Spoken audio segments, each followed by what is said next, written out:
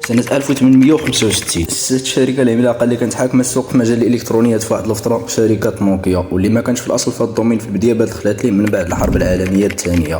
وتمكنت هذه الشركة في سنة 1992 أنها تخرج أول جهاز محمول للاتصال عبر الأقمار الصناعية، وفي عام 1996 طلقت أول نسخة لهاتف ذكي، ومن بعد عامين في سنة 1998 ولات رائدة عالميا في الصناعة ديال الهواتف المحمولة، وبقات في القمة حتى 2011 فاش فقدت الرتبة الأولى لصالح الشركة الكورية سامسونج. المنعطف ديال هذه القصة كان في عام 2007، ونوكيا كانت بوحدها في ديك الفترة كتمثل 40% من المبيعات ديال التليفونات في مختلف أنحاء العالم. في منتصف نفس السنة شركة أبل لونصت أول هاتف لها في السوق ايفون، والمستهلكين بداو في التحول جهة الهواتف الذكية اللي تخدم بالبصمة. حصة نوكيا في السوق بدات في التقلص، وما جا نهار 25 ابريل 2014 تلقى نوكيا تحولت من عملاق في مجال الالكترونيات والاتصالات الى شركة تحت الملكية ديال مايكروسوفت. وفي الندوة الصحفية اللي تم فيها الاعلان على هذا الخبر، المدير التنفيذي ديال نوكيا سال الخطاب ديالو بهذه الجملة وهو كيبكي: ما درنا حتى شي حاجة غلطة، ولكن ما عرفنا كيفاش خسرنا. واش فعلا نوكيا ما دارت حتى شي حاجة غلطة؟ وشنو اللي خلاها تفشل؟ الاسباب اللي خلات نوكيا تفشل هو في الاصل سبب واحد، هو اللي ظهر عليه هذا الفيديو، اللي تتفرعوا منه بزاف د الاسباب اخرين، بحال ان نظام التشغيل ديال نوكيا كان قديم وغير تنافسي مقارنه مع انظمه التشغيل اللي بان ديك الساعه بحال اندرويد واي او اس، وكذلك الضعف ديال الاستراتيجيه التجاريه، بحيث انه واخا كانت عند نوكيا قدرات تكنولوجيه مجهده ولكن فشلت في الجانب التسويقي، وزيد عليها غياب الابتكار. نوكيا فشلت انها تعطي السوق شي حاجه جديده اللي تعاونها تحافظ على العملاء ديالها وتكون قد المنافسه، ولكن هي ما سخاتش في التصميمات القدام ديالها واللي ما كانتش مناسبه للعملاء. وزيد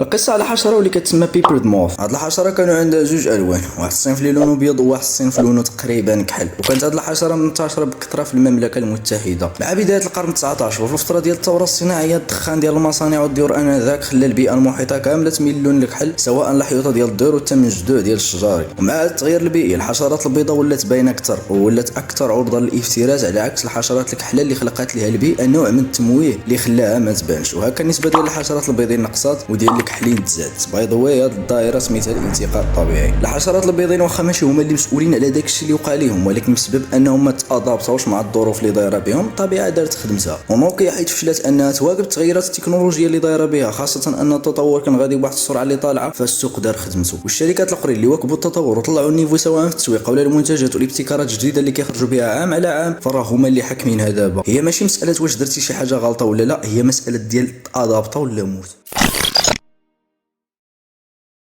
السبب علاش كنقول لك هاد الهضره وعلاش درت هاد الفيديو اصلا هو انه هاد الشيء كينطبق علينا كاملين. العصر اللي ولينا فيه كيتطور وكيتبدل بالزربه، ومن هنا لقدام بزاف د المجالات غيموتوا وبزاف د الحوايج ما غيبقاوش خدامين، وفي الجانب الاخر مجالات اخرين غيبانوا وحدين راه اصلا بانوا. داكشي علاش فكر غا مع راسك وسول راسك واش داكشي اللي كدير خدام دابا واش غيخدم من هنا لقدام، واش كتطور من راسك وكتعلم راسك الحوايج اللي محتاجهم السوق حاليا واللي غيحتاجهم من هنا لقدام، باش بلا ما تصدم ملي توصل لواحد الوقيته وتلقى راسك متي وداكشي اللي عندك من المهارات باش تعطيهم السوق ما بقاش محتاجو. الموضوع ماشي معقد، خاصك هذاك الدماغ عندك تخدمو شويه وتنسى عليك الماضي وتبدا تشوف شنو اللي جاي والفرص اللي كيدوزو قدام، وتعرف شنو هما المجالات والحوايج اللي فعلا مهمين وتبدا تطور فيهم راسك. يعني بلا ما تقرا على شي دومين ميت وتخلي مستقبل كامل يعتمد عليه، وفي الاخر من بعد 10 سنين تبدا تشكى وتقول ان الله ما يسرش واخا حاولتي، حيت الله عطاك عقل واللومه كامل عليك لا ما خدمتيش. وباش نسالي هذا الفيديو غنعاود نقول لك انت ما درتي حتى حاجه غلطه، قريتي وخدمتي على راسك، ولكن واش غتنجح ولا لا؟ هذه المساله متعلقه بك، ماشي انت قاري الجغرافيا وتتشكى من بعد حيت واحد اخر طور راسو في المجال ديال الذكاء الصناعي نجح وانت لا. نتمنى تكون الفكره وصلت.